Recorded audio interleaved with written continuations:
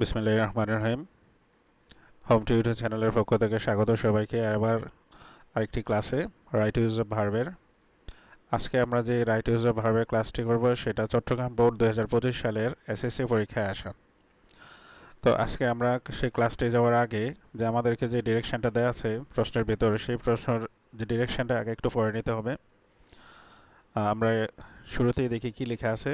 Complete the following text with right forms of the verbs given in the box. এটা অবশ্য বাড়তি কথা এখানে লেখা আছে।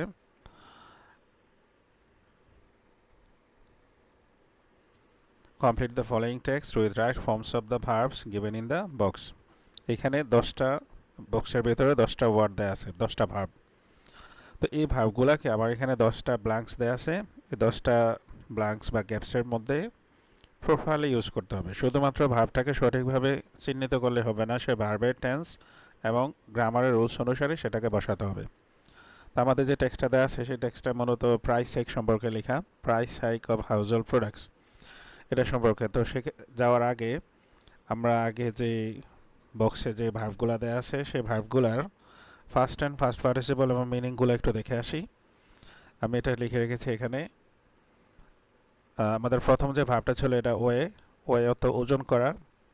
ওয়ের বাকি দুইটা ফর্ম হচ্ছে ওয়েড, ওয়েড। দ্বিতীয় ভার্বটা ছিল রিকোয়ার, এটার মিনিং হচ্ছে প্রয়োজন হওয়া, রিকোয়ার্ড, রিকোয়ার্ড। 3 নম্বর ভার্ব ছিল থিঙ্ক, চিন্তা করা, থট, থট। 4 নম্বরে ছিল বিভার্ব, বিভার্ব মানে অ্যামিজার প্রেজেন্ট ফর্মে, এটার মিনিং হচ্ছে হওয়া, আর ফার্স্ট ফর্ম হচ্ছে ওয়াজার, ফার্স্ট পার্টিসিপল হচ্ছে বিন। 5 নম্বর ভার্ব ছিল ফেস, ফেস হচ্ছে মোকাবেলা করা, ফেসড, ফেসড। চিট, প্রতারণা করা, চিটেড, চিটেড। বার্গেন হচ্ছে দর কষাকষি করা, মূলামূলি করা, বার্গেন্ড, বার্গেন্ড। বিভার্ব আগের মতোই, ঠিক উত্তর নেয়া, লোয়া, টুক, টেকেন। আর হ্যাভ তো আছে, এটার মিনিং হচ্ছে আছে, থাকা। ফার্স্ট অ্যান্ড ফার্স্ট পার্টিসিপল একই রকম, হ্যাড, হ্যাড। তো এবার আমরা ইয়েটাতে যাই, আমাদের যে টেক্সটটাতে আছে।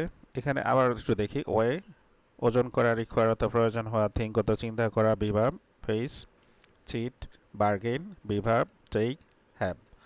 তো আমাদের প্রথম যেখানে লেখা আছে the price hike of household products, অর্থাৎ নিত্য প্রয়োজনীয় দ্রব্য সামগ্রীর যে মূল্য, now a great problem for us. এখন আমাদেরকে এখানে একটা ভার্ব বসাতে হবে। আমরা বোঝাতে চাইছি যে নিত্য প্রয়োজনীয় যে দ্রব্যমূল্যের দাম, এটা এখন একটা বড় সমস্যা আমাদের জন্য। এখানে আমরা একটা বি ভার্ব ইউজ করবো এখান থেকে। এখন আমি যে বি ভার্ব ইউজ করবো, যেহেতু এটা সবসময় মানে বর্তমানে একটা বড় সমস্যা, নাও, নাও লেখা আছে এখন, এই যে এখানে লেখা আছে, এই জন্য আমি এখানে অ্যামিজার থেকে একটা ইউজ করব। তো ইউজ করার ক্ষেত্রে আমাকে দেখতে দেখা যায় এই যে যেখানে একটা এস আছে, এটা কিন্তু প্লুরাল। এই যে এই হাউস হোল্ড প্রোডাক্টস, এটা প্লুরাল।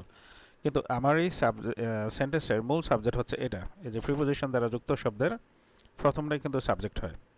তো এটা হচ্ছে আমার মূল সাবজেক্ট। আমার সাবজেক্ট হচ্ছে প্রাইস হাইক, মানে দ্রব্যমূল্যের দামের ঊর্ধ্বগতি। এই জন্য আমি এখানে সিঙ্গুলার ভার্ব ইউজ করব, ইজ। তো একটা বিভাব ইউজ করে ফেললাম, এটাকে আমরা একটু কালার করে দিলাম, যেটা ইউজড হয়ে গেল, যাতে আমার পরবর্তীতে ভার্বগুলো ইউজ করতে সুবিধা হয়। আ great problem for us every day we dash ইট। প্রতিদিনই আমরা এই যে দ্রব্যমূল্যের দামের ঊর্ধ্বগতি, আমরা সকালবেলা গেলেই গতকালের চেয়ে আজকের দামটা বেড়ে করে, মানে ভিন্ন হয়ে যায়, বেশিরভাগ ক্ষেত্রে দাম বেড়ে যায়। তো এই জিনিসটা আমরা প্রত্যেক দিনই মোকাবেলা করছি। তো আমাদের এখানে ফেস শব্দটা হবে everyday we dash it, we face it. আমরা প্রতিদিনই এটা মোকাবেলা করি। আর আরেকটা বিষয় হচ্ছে, যদি আমরা একটু জোরালোভাবে বলি, সেই ক্ষেত্রে আমরা উই আর ফেসিং ইট, আমরা মোকাবেলা করছি। সেই ক্ষেত্রে আমরা যদি বলি যে করি, তাহলে আমরা ফেস ইউজ করব।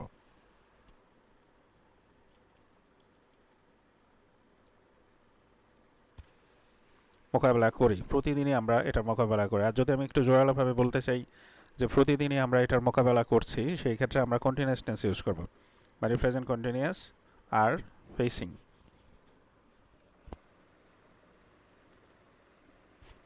দুটার মিনিংয়ে হালকা তারতম্য আছে। ফেস মানে মোকাবেলা করি, আর আর ফেসিং মানে মোকাবেলা করছি। তো আমার কাছে মনে হয় যে দ্বিতীয়টাই বেশি পারফেক্ট হবে। Most of the people dash low income dash in danger. Most of the people dash low income. Most of the people মানে যাদের আয় কম তারাই কিন্তু বেশি সমস্যা আছে। এখন আয় কম যাদের, তো সেই ক্ষেত্রে আমরা ইউজ করব, এখানে আমরা হ্যাভ ফেস ইউজ করে ফেলেছি। এবার হচ্ছে আমাদের ইউজ করবো আমরা হ্যাভ। হ্যাভ অর্থ আছে, থাকা।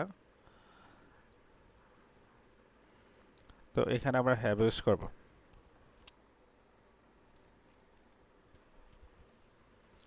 এখন তারা বিপদে আছে, তো এখানে আছে বিপদে আছে মানে যেহেতু এটা প্রেজেন্ট টেন্স, এখানে আমরা অ্যামেজার থেকে আরেকটা ভার্ব ইউজ করব। আমরা এখানে ইউজ করব, যেহেতু পিপল হচ্ছে সাবজেক্ট, এটা হবে আর। এবার আমরা খেয়াল করলে দেখব যে আমাদের প্রথম এখানে দুইটা ভাব সমান্তরাল হয়ে গেছে, একটা ভাব একটা ভাব। এজন্য আমরা সাধারণত সেই ক্ষেত্রে প্রথম ভাবটাকে আমরা পার্টিসিপল করে দেব। অর্থাৎ যাদের আয় কম আছে মানে যারা কম পাচ্ছে আয়,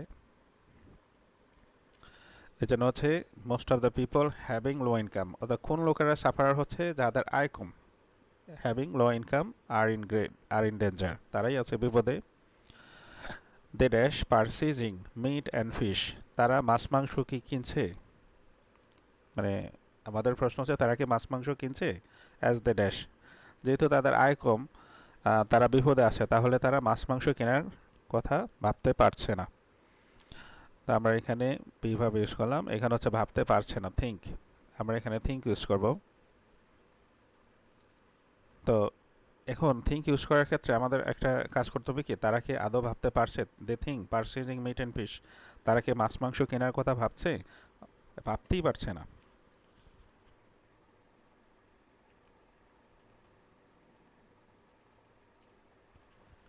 আমাদেরকে এই ক্ষেত্রে নেগেটিভ ইউজ করতে হবে, মডেল অক্সিলারি ইউজ করে। দে ক্যান নট থিঙ্ক, তারা ভাবতে পারছে না purchasing meat and fish as, যতটা, দে ড্যাশ, যতটা তাদের প্রয়োজন। একেবারেই কিনছে না সেটা নয়, মানে যতটা প্রয়োজন সেই ক্ষেত্রে মানুষ কাটছাট করে যতটা সম্ভব কম কেনার চেষ্টা করছে নিজের আয়ের সাথে ব্যালেন্স রাখার জন্য। They can not think purchasing meat and fish as they require.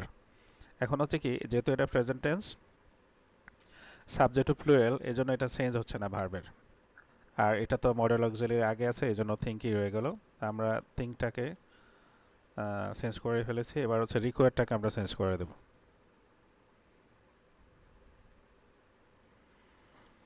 We are to dash over buying even small products. আমাদের দেশের এটা কালচার, কিছু কিনতে গেলেই আমাদেরকে ছোট ছোট জিনিস কিনতে গেলে মূলামূলি করতে হয়। এই জন্য আমরা এখানে ইউজ করব bargain. We are to bargain over buying small products. ছোটোখাটো জিনিস কিনতে গেলে আমাদের মূলামূলি করতে হয়। Many times the buyers dash, অধিকাংশ সময়ই এই যে কেনাকাটা করে, এই কেনাকাটার সময় অধিকাংশ সময়ই যে ক্রেতা, ইনি মূলত ঠকেন। ইনি ঠকেন বলতে এনার সাথে প্রতারণা করা হয়, এই জন্য আমরা এখানে সিট ইউজ করব। তো যেহেতু তিনি ইচ্ছা করে প্রতারিত হন না, সেহেতু এটা প্যাসিভ হবে। মানে প্যাসিভ মানে হচ্ছে এখানে বি ভার্ব বসাতে হবে একটা সাবজেক্ট অনুসারে, যেহেতু এটা বায়ার্স, সেক্ষেত্রে আমাদের প্লুরাল আর বসাতে হবে, আর প্যাসিভ ভয়েসে ভার্বের ফার্স্ট পার্টিসিপাল হয়।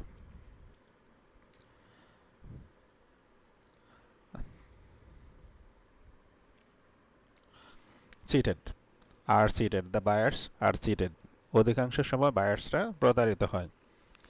আমি নিজে যেটা দেখেছি, কোনো কিছু কিনতে গেলে যারা যে সেলার আছে, বিক্রেতা, ওনারা প্রথম দাম বলে না, নেন, পরে যখন ওজন টোজন দিয়ে তারপর যখন ব্যাগের মধ্যে মানে সেই পণ্যটা প্রবেশ করিয়ে দেয়, তারপর আস্তে দামটা বলে।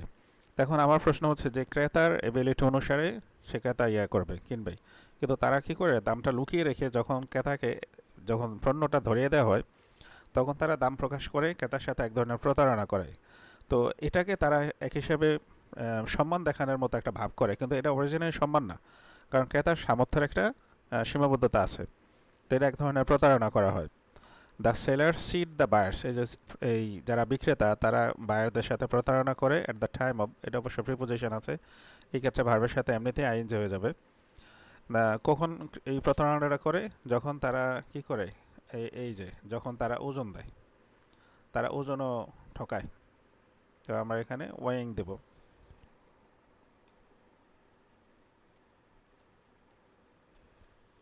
ওয়েইং সামথিং, কোনো কিছু ওজন দেওয়ার সময় তারা সেখানে প্রতারিত করে। Some steps have dash by the government, এখানে এই যে বাই দ্য গভর্নমেন্ট দেওয়া আছে, এটা প্যাসিভ ফর্ম, সরকার কর্তৃক কিছু পদক্ষেপ। যেহেতু এটা প্যাসিভ, সেই ক্ষেত্রে হ্যাভের পরে আমাকে বিন ইউজ করতে হবে। বিন, আর আমার যে ভাবটা আছে এই যে টেক, এটাকে আমি আগে একটু করে দিই, মানে এটাকে আমি ইউজ করতে যাচ্ছি। তো প্যাসিভ ভয়েসে ভার্বের ফার্স্ট পার্টিসিপল হয়।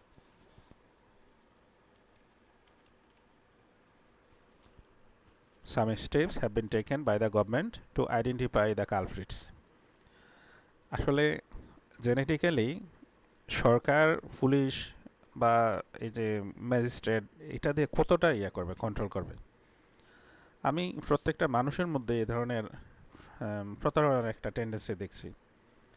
কোনো কিছু বিক্রি করার সময় চুপি চুপি মানুষকে বাজে পচা পণ্য ধরিয়ে দেওয়া হয়। তারপর বা বিভিন্ন জায়গায়, যে রেস্টুরেন্ট, হোটেল, সব জায়গায়, মানে কোনো জায়গায় সততার পরিচয় খুব একটা পাওয়া যায় না। তো এই ক্ষেত্রে সরকার একার পক্ষে এগুলা কন্ট্রোল করা সম্ভব নয় যতক্ষণ না পর্যন্ত আমরা জনগণ সচেতন না হই। তো যাক, আজকে আমরা টেক্সট দ্বারা বুঝতে পারলাম যে আমাদের সচেতনতা খুবই প্রয়োজন এই প্রাইস হাইকের ক্ষেত্রে, বা আমাদের সচেতনতার পাশাপাশি আমাদের করতে হবে। সেটা হচ্ছে কি, আমাদের এই যে দ্রব্যমূল্যের দাম কমানোর জন্য চেষ্টা চালিয়ে যেতে হবে, যাতে কোনো পতিত জমি না থাকে, পণ্য উৎপাদন বাড়াতে হবে, যেহেতু আমাদের লোকসংখ্যা বেশি। তো যাই হোক, আজকের ক্লাসের লেসন হচ্ছে এটা। আজকে আমাদের দেখতে দেখতে ক্লাস শেষ হয়ে গেল। তো হোম টিউটর চ্যানেলকে সাবস্ক্রাইব করার জন্য রিকোয়েস্ট থাকলো, আরও এরকম সুন্দর সুন্দর ক্লাস পাওয়ার জন্য। আর সাবস্ক্রাইব করে পাশে থাকার জন্য রিকোয়েস্টের পাশাপাশি কমেন্টসে জানার জন্য, ভালো লাগা মন্দ লাগা আর প্রয়োজনীয়তা জানানোর জন্য রিকোয়েস্ট থাকলো। আজকে ক্লাস শেষ, ভালো থাকবেন সবাই, আল্লাহ হাফেজ।